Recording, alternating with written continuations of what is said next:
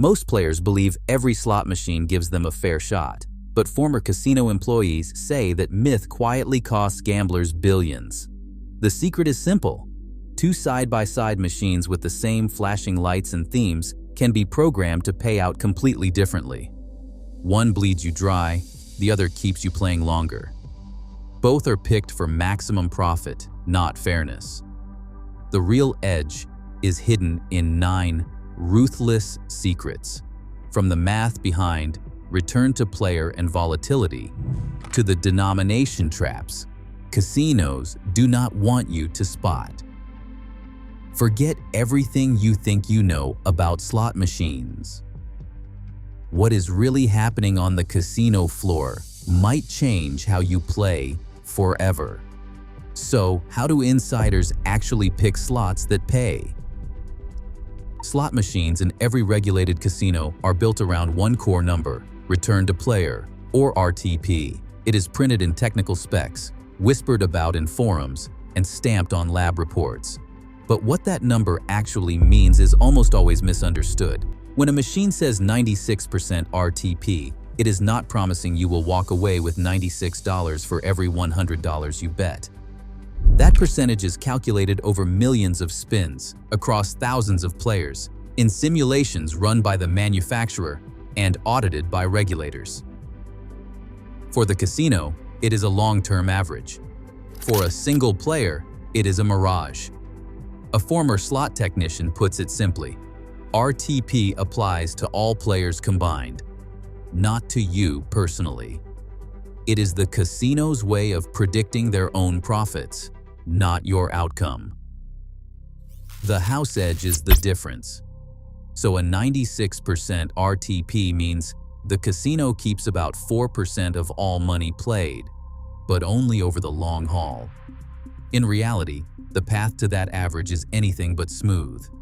Regulators require every slot to meet minimum standards, but those standards allow for a range of payback settings. Two machines side by side can both be labeled 96% RP, yet behave completely differently in the short run.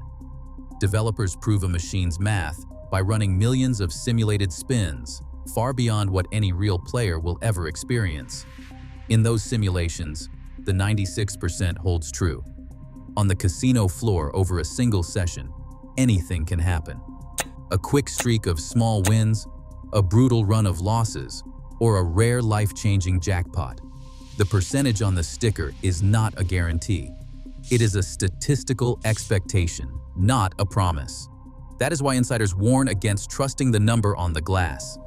RTP does not tell you how much you will get back tonight. It only describes the machine's behavior over a lifetime of play. For most players, that distinction is the difference between a fun night out and a slow, invisible drain on their bankroll. Volatility is the hidden engine behind how slot machines actually feel. Two games can both advertise a 96% return to player, yet one can empty your wallet in minutes, while the other lets you play for hours on the same budget. The difference is variance, how the wins and losses are spread out over time. A former floor manager remembers watching two regulars sit side by side, each playing a machine with identical return to player. One player hit small wins every few spins, stretching $100 across most of the night.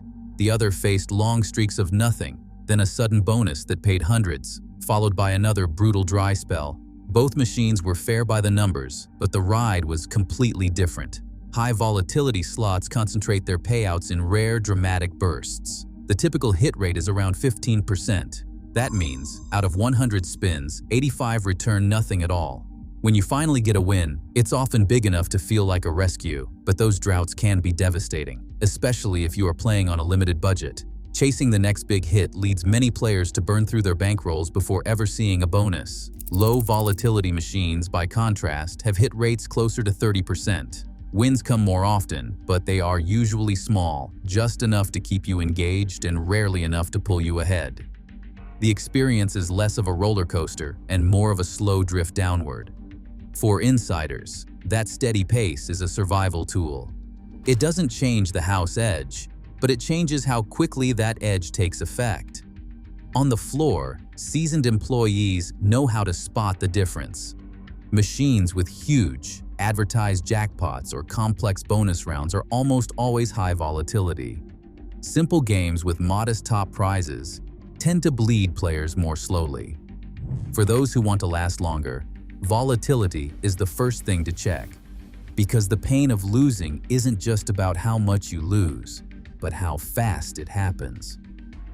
Penny slots look harmless. The bright screens promise fun for a single cent, and the labels make it feel like a low-risk game. But the real math is buried in the fine print. A former slot technician pulls open the menu. The default bet is not 1 cent. It is often 40 lines at 1 credit each. That is 40 cents per spin minimum. Most players, chasing more action, tap the bet multiplier and end up wagering $1 or more every time they hit the button. Multiply that by hundreds of spins per hour, and suddenly the so-called penny slot is eating through a bankroll just as fast as a dollar machine, sometimes faster. Casino revenue reports back this up. In Nevada, penny slots typically return only about 89 to 91% of wagers, meaning the house edge can be more than 10%. Dollar machines, by contrast, are usually set to pay back 94 or 95%, cutting the house edge in half. But the trick does not stop there. Multi-line penny slots are engineered for speed. Fast spins, autoplay options, and constant near misses keep players pressing the button, often without realizing how much they are actually betting. A single hour can see over 600 spins. At $2 a spin, that is $1,200 cycled through a machine that is programmed to hold more of it than any higher denomination game on the floor. The technician demonstrates with a line credit calculator. 40 lines, 2 credits per line, 1 cent per credit. That is 80 cents per spin, not 1. It is a silent inflation. The penny label is just a hook. The real cost is hidden in the math, and the lower the denomination, the more the house keeps. For insiders, the rule is simple. Avoid penny slots if you care about value. The cheapest label is usually the most expensive way to play. Every square foot of a casino floor is mapped, measured, and engineered for profit. Slot machines are not scattered randomly. They are positioned according to patterns that maximize how much each zone earns per hour. The analytics start with traffic. Entrances, bits, and main walkways draw the heaviest crowds, so these areas become showcases for the loudest, flashiest, and most impulsive games. High volatility titles, packed with big jackpots and cinematic bonuses, fill these spaces. They are designed to catch a glance, pull in a quick player, and drain a bankroll fast. The goal is not a long session. The goal is to convert foot traffic into coin in as quickly and efficiently as possible. A former floor manager describes the process like a chessboard. Each machine is tracked for coin in per hour and time on device. When a bank underperforms, it is swapped for something with more sizzle. If a new branded slot starts drawing a crowd, it gets promoted to a prime spot near the entrance or bar. Regulars might notice their favorite game move deeper into the floor, tucked away from the noise. That is not an accident. Corners with lower traffic and small alcoves are reserved for machines aimed at steady, experienced players, often lower volatility games that pay smaller amounts more frequently. Those spots are less about impulse and more about keeping players in their seats for longer stretches. Casinos use heat maps to watch which areas get the most action. Machines in areas with heavy traffic are expected to outperform, so they are loaded with games that promise excitement but deliver unpredictable swings. Meanwhile, the quieter banks are filled with workhorse titles, less flashy and more consistent, and often favored by insiders who want to stretch their play. The same slot title can appear in both locations, but the experience, and sometimes even the payback settings, can quietly differ. Every placement is a business decision, calibrated to squeeze the most revenue out of every player, every hour. For anyone trying to choose a slot, understanding the geography is as important as knowing the math. Branded slot machines promise Hollywood spectacle, but the real action happens behind the scenes. Every time a casino installs a machine with a famous movie, television show, or pop star plastered across the screen, there is a licensing fee quietly built into the equation. That fee is not paid by the casino, it is paid by the players, one spin at a time. The economics are simple. The more expensive the cabinet, the more the casino needs to earn from it. Manufacturers offer these branded games in multiple payback settings, but popular titles often run at the lower end of the approved return-to-player band. People line up for Wheel of Fortune or Game of Thrones, drawn by nostalgia and flashing lights, not by the promise of generous payouts. The theme sells the seat. The math keeps you there. Inside the tech room, branded machines are tracked for return on investment down to the hour. If a new blockbuster slot is not earning enough, the settings can be quietly adjusted, always within regulatory limits, but rarely in the player's favor. The result is branded machines can afford to pay less, because the entertainment value fills the gaps left by the payout table. It is not just about the licensing check. The cabinets themselves are more elaborate, the screens brighter, the sound systems louder. All of that costs money up front, and casinos expect to get it back. That is why insiders avoid these machines when they play for themselves. The brand is there to distract from the math. On the floor, entertainment replaces value, and the cost of that movie tie-in is quietly deducted from every spin. Bonus rounds are the heartbeat of modern slot machines, but the way they are designed shapes how long players last and how much hope they are willing to buy. On the surface, every bonus looks like a chance to win big. Underneath, it is a calculation, how often the bonus lands and how much of the machine's return to player, RTP, is locked inside it. When a slot concentrates most of its return to player into rare, high-paying bonuses, the base game goes cold. Regular spins pay out less, and dry spells stretch longer.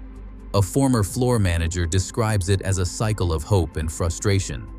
Players sit through dozens, sometimes hundreds of dead spins chasing a single bonus event.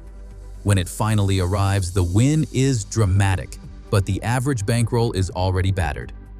This structure is no accident. Game designers know that rare, explosive bonuses generate excitement, but they also encourage players to chase losses, believing the next feature is just around the corner. Psychologists call this reward prediction error, the brain's tendency to overvalue rare events after a drought, fueling the urge to keep playing. There is another way to build a bonus. Frequent smaller features show up often and soften the blow of steady losses. These games feel less thrilling, but they keep players afloat for longer stretches. The return to player is still spread across all outcomes, but here the math is tilted towards survival rather than hope. A floor manager recalls regulars who seek out these machines, playing for hours on modest budgets, never expecting a jackpot but rarely going broke in minutes. The difference between hope and survival is written into the pay table. When most of the return to player is packed into rare bonuses, the journey is brutal and short for most. When it is spread across frequent features, the ride is longer and the losses feel gentler. Designers use bonus cadence to shape emotional cycles, knowing exactly how each rhythm affects play length, bankroll, and the stories players tell themselves. For those who want to last, insiders say to look for games where the bonus comes often, even if the payout is not headline material. Every time a player spins a progressive slot, a small slice of their bet is quietly siphoned off to feed the jackpot meter. It is not a bonus from the casino. It is money taken straight from the payouts on regular spins. Slot ops supervisors break it down. Usually 1 to 3% of every wager is diverted to the progressive pool. That might sound harmless, but over hundreds of spins, it adds up fast. On a $1 bet, 2 or 3 cents disappear into the jackpot fund, leaving only 97 or 98 cents to pay for normal wins. The base game gets tighter. Regular payouts shrink. The jackpot meter climbs, glowing overhead like a beacon, but the odds of hitting it are astronomical. Most players chase the dream, But the math is relentless. The more you feed the meter, the worse your average spin becomes. As one supervisor puts it, progressives aren't funded by the casino, they are funded by your losses. For most, the jackpot is just a mirage, and the real cost shows up in every spin that does not pay. Every time a new slot machine hits the floor, the real test begins. Casinos track every spin, every bet, and how long players stay glued to the screen. Slot operations supervisors watch the numbers closely: spins per hour, average bet, and time on device. If a new title doesn't keep people playing long enough or fails to meet revenue targets, it's not given a second chance. Sometimes, after just a few weeks, a machine is quietly moved to a different corner, its settings tweaked for faster play or higher volatility. In some cases, it's swapped out entirely, replaced by another hopeful contender. One supervisor describes a trial where a flashy new game averaged just 9 minutes per player, far below the floor's 18-minute average. After 2 weeks of underperformance, the machine was pulled before most regulars even noticed it was there. Casinos are always experimenting, fine-tuning the mix to maximize engagement and profit. For players, that means the newest game on the floor isn't necessarily the best bet. It's just the latest experiment in a never-ending search for the perfect moneymaker. A senior floor manager keeps a private checklist. It's not about luck or reading the reels. It's about discipline. The first rule is always set a hard loss limit before you sit down. Decide the exact amount you are willing to lose and stick to it. No second wallet, no trip to the ATM. Once that number is gone, the session is over. No exceptions. Next, track your spins. Most insiders set a maximum number, for example 200 or 300, and walk away when they hit it, win or lose. This keeps the session short and the losses contained. If a win pushes your balance above your planned loss, cash out immediately. Do not raise your bets or chase a streak. The preferred machine profile is always the same: higher denomination, low volatility, unbranded, and tucked away from busy walkways. Never chase losses. Never increase bets to recoup. If the machine goes cold, walk. These are rules, not suggestions. They do not guarantee a win, but they keep the house edge from turning into a landslide. For insiders, surviving the casino is not about beating the game. It is about knowing when to stop. Casinos still earn over $30 billion a year from slots in the US alone, much of it from players who never realize the odds are adjustable by design. As algorithms quietly shape every spin, real choice comes from understanding, not luck. The only machine you can outsmart is the one you don't play blindly. The real edge has always belonged to the informed. Share your thoughts below.